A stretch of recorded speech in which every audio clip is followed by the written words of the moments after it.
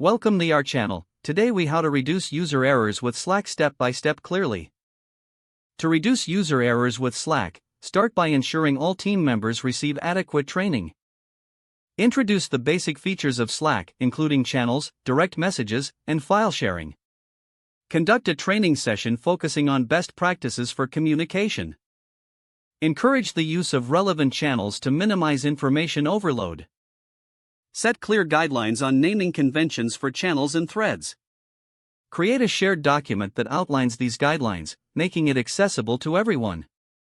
Implement integrations that enhance functionality, like reminders and task management tools.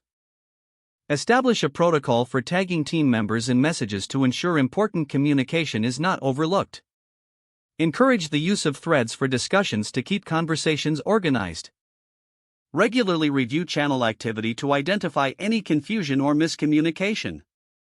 Promote the use of reactions to acknowledge messages without adding to the conversation. Encourage users to check for updates regularly to stay informed. Implement a feedback loop where users can share challenges and suggest improvements. Host regular refreshers and Q&A sessions to reinforce good practices. Monitor the effectiveness of these strategies through user feedback and error reports. Continuously adapt training and guidelines based on user needs and platform updates. If the page does not load, refresh the browser or try again in a private or incognito window.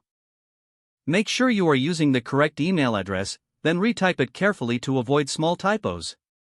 If your password is not accepted, use the reset option and create a new strong password you can remember. Check your spam folder for verification or security emails, then complete any requested confirmation steps.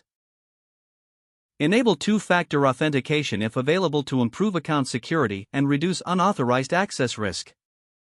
After signing in, review your profile details so your contact information and settings are accurate and current.